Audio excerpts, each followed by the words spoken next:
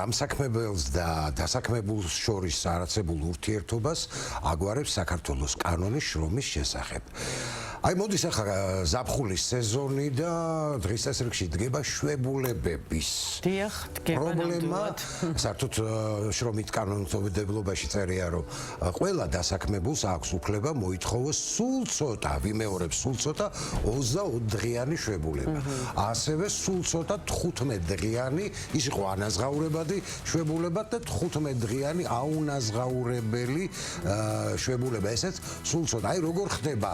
აი ამ საკითხების დარეგულირება, მე მინდა ჩემი სათაყვანებელი მეგობარი მოვიწვიო საქართველოს პროფკავშირების გაერთიანების თავმჯდომარის მოადგილე იურისტი რაისა ლიპარტელიანი, რაისა დილამშვიდობისა. მოგესალმებით დილამშვიდობისა. და მე მინდა გაგაცნოთ კიდევ უფრო ახლოდან. რაისა არის ერთ-ერთი უძლიერესი იურისტი, რომელიც აი ამ შრომით კანონმდებლობას ასე ვთქვათ, ჯერთან ავტორი გახლავთ თვითონ შრომითი კანონმდებლობის ერთ-ერთი ავტორი გახლავთ და ეს არის ადამიანი, რომელიც პროცესებს იგებს.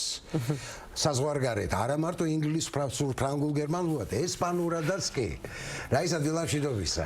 მოგესალმებით. მიხარია შენი ნახვა. მიხარია ასევე ძალიან დიდი მადლობა მოწვევისთვის, მივესალმები მაყურებელს და მადლობა თემის გაშუქებისთვის, იმიტომ რომ ჯონი როგორც ახსენა, განსაკუთრებით ამ სეზონზე ხდება ხოლმე შვებულების საკითხი აქტუალური. ყველაზე მეტი მიმართვიანობა ამ პერიოდშია და მნიშვნელოვანია, რომ რაღაც ბაზისური ინფორმაცია ადამიანებს მივაწოდოთ, როგორ ისარგებლონ შვებულების უფლებით. და დავიწყოთ ალბათ თავიდან, ხო? ყველას რაც გვაინტერესებს. ანუ პირველ რიგში მე ყველა ალბათ მაყურებელსაც აინტერესებს და მეც თავისთავად ხადია. ესე იგი, შრომის კოდექსი, ხო, რომელიც არსებობს კანონმდებლობით და ხელშეკრულებები, რომლებსაც ჩვენ უშუალოდ ვაფორმებთ უკვე დამსაქმებელთან. შესაძლოა თუ არა, რომ რაიმე ფუნდამენტური სხვაობა იყოს აი ამ ორ, ასე ვთქვათ, დებულებას შორის, შეიძლება ესე ითქვას. კი ბატონო, ჯონიმ განმარტა შვებულების უფლება და პრინციპში სხვა უფლებები შეიძლება ისე კარგად არ იცოდნენ ადამიანებმა, მაგრამ შვებულების უფლება როგორც წესი იციან, რომ ეს 24 სამუშაო დღე წელიწადში ყველას ეკუთვნის, არა ანაზღაურებადი 15 დღე, მაგრამ ჩვენ ვიცით, რომ პრაქტიკაში ხშირად ეს ასე არ ხდება. და რიგ შემთხვევებში ამის მიზეზი არის ხოლმე სწორედ ეს შრომის ხელშეკრულება, რომელსაც ხელს აწერს როგორც დამსაქმებელი, ასევე დასაქმებული და ადგენს ხოლმე უფრო უარეს სტანდარტს, ვიდრე ეს კანონმა ჩვენ მოგვანიჭა. მაგალითად, ვნახავთ ხელშეკრულებებს, სადაც წერია, რომ მხოლოდ 2 კვირა აქვს ადამიანს შვებულება, ისიც ანაზღაურების გარეშე. აი ჯონი ამავდროულად ექიმი არის და სამედიცინო სექტორში ეს აპრობირებული პრაქტიკა არის, ხო? მაშინ, როდესაც გამომუშავებაზე მუშაობენ ადამიანები, რაღაცნაირად ასაბუთებენ ამას იმით, რომ რადგან არ გაქვთ ფიქსირებული ხელფასი, ვერ გამოიმუშავებთ თანხას და ამიტომ ანაზღაურების გარეშე მოგცემთ შვებულებას. ძალიან მნიშვნელოვანი დებულება, რაც უნდა გვახსოვდეს, რაც კანონში არის და ჩვენ ბევრი წელი დაგვჭირდა იმისთვის, რომ ეს სტანდარტი შემოგვეტანა, არის ის, რომ კანონი ამბობს, რომ თუნდაც ხელშეკრულება, ან პრაქტიკა, ან რაიმე დოკუმენტი დამსაქმებლის მიერ მიღებული ეწინააღმდეგებოდეს კანონს, მაინც მოქმედებს კანონის სტანდარტი. მაგალითად, თუ გვიწერია, რომ უფრო დაბალი გვაქვს შვებულების სტანდარტი, უფრო ნაკლები დღე, ან ანაზღაურების გარეშე, ან არ შეგვიძლია ვისარგებლოთ მაგალითად სრულად, ხო, ჩვენი შეხედულებისამებრ, ამ შემთხვევაში მაინც მოქმედებს კანონი. იმ შემთხვევაში თუ დაგვჭირდება უფლების დაცვა და განუმარტავთ დამსაქმებელს და ის მაინც მიუხედავად ამისა აგრძელებს მოქმედებას ისე როგორც ეს ხელშეკრულებაში წერია, ამისთვის არსებობს სასამართლო მექანიზმი, რაც შედარებით ხანგრძლივი მექანიზმია, მაგრამ ასევე შრომის ინსპექციის სამსახური, რომელიც უფრო მოკლევადიანად იხილავს ამ საკითხს, უფრო მარტივად რეაგირებს, ვიდრე სასამართლოსაც წლები გვჭირდება, ხო, სანამ სასამართლოს მიუმართავთ, წავალთ, მოვითხოვთ რაღაცას, წლები გადის და უკვე რამდენიმე შვებულების უფლება შეიძლება უბრალოდ გამოტოვოს ადამიანმა. ამიტომ ეს მექანიზმები უნდა გამოვიყენოთ და არ უნდა შეგვაშინოს იმან, რომ თუნდაც ჩვენს მიერ ხელმოწერილ ხელშეკრულებაში რაღაც ისე არ წერია.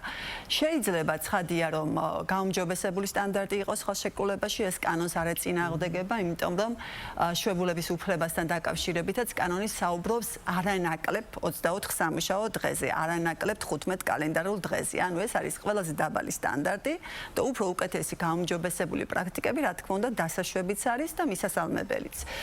უფრო მეტის თვითონ კანონმაც ერთგვარი დიფერენცირებული მიდგომა შემოგთავაზა წლების წინ, როდესაც მაგალითად იმ ადამიანებისთვის, ვისაც უწევს მძიმე მავნე საშიში პირობებში მუშაობა და ესეთი ადამიანები არიან საკმაოდ ბევრი, 8000-მდე პროფესია და ყველა სფეროში მოიძებნებიან ესეთი ადამიანები, მათ დამატებით კიდევ 10 კალენდარული დღე ეკუთვნით, ხომ? შესაბამისად, ამისი ცოდნა არის მნიშვნელოვანი იმისთვის, რომ სრულყოფილად შევძლოთ უფლების სარგებლობა, რაც უნდა გვახსოვდეს შვებულების უფლებასთან მიმართებით არის ის, რომ რა თქმა უნდა დღეს თუ დავიწყეთ მუშაობა, ხვალ სავალდებულო წესით ვერ მოგცემს დამსაქმებელი შვებულებას, 11 თვე მაინც უნდა გავიდეს ამ კონკრეტულ დამსაქმებელთან მუშაობის და შემდგომ შეგვიძლია უკვე ვისაუბროთ 24 სამუშაო დღეზე. მაგრამ შესაძლებელია რომ მხარეები შეთანხმდნენ და უფრო მარტივადაც, უფრო მანამდე, სანამ გავათ 11 თვე და უნდა ვთქვათ, რომ არსებობს კარგი პრაქტიკებიც, ხო, როდესაც ვიცით საქართველოში ტრადიციულად, რომ ძირითადად ზაფხულში იყენებენ ადამიანები შვებულებას და თუ თანამშრომელი რამდენიმე თვის მოსულია მხოლოდ შეიძლება რომ შეთანხმდნენ მხარეები და ისარგებლონ ამ შვებულებით რაღაც კონკრეტული ვადით ან სრულად, ესეც მხარეთა შეთანხმების საგანია, მაგრამ სავალდებულო წესით ეს არის 24 სამუშაო დღე.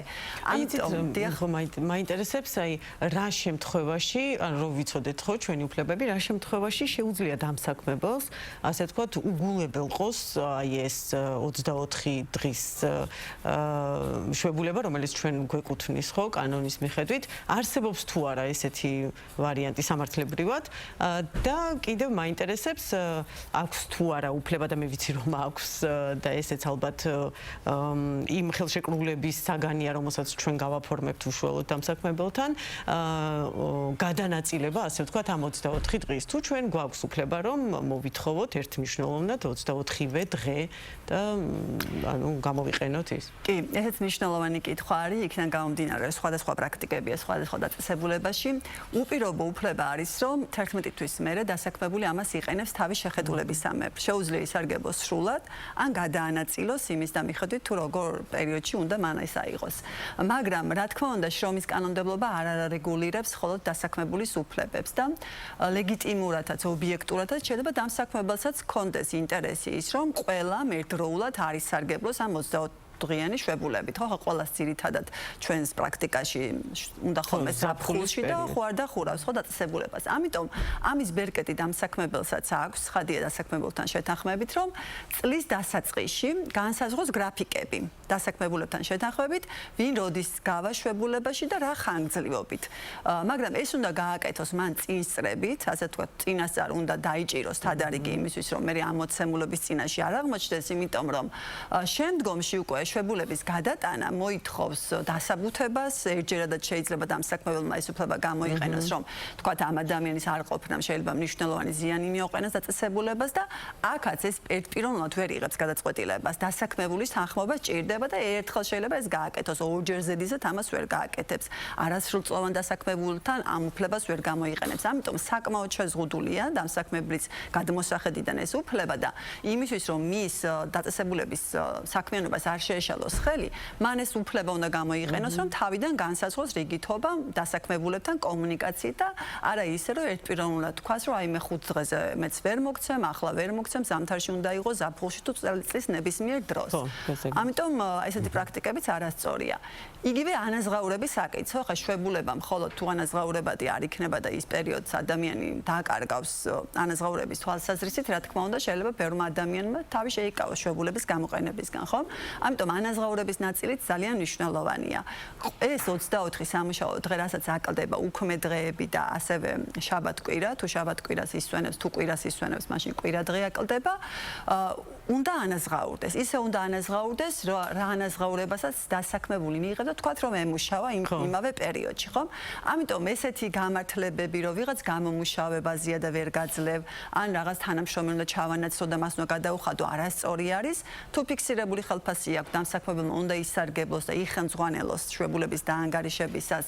ამ ფიქსირებული ხელფასი თუ გამომუშავებაზე არის, მაშინ უნდა ავიღოთ 3 თვის, ანუ ბოლო 3 თვის და ბევრ პროფესიებში გამომუშავებაზე არის ხელფასი ნაწილობრივ მაინც, ხო? რაღაც შეიძლება იყოს ფიქსირებული, რაღაც გამომუშავებაზე. ამიტომ ბოლო 3 თვე უნდა აიღოს, დააჯამოს და გამოიყვანოს შესაბამისი რიცხვი.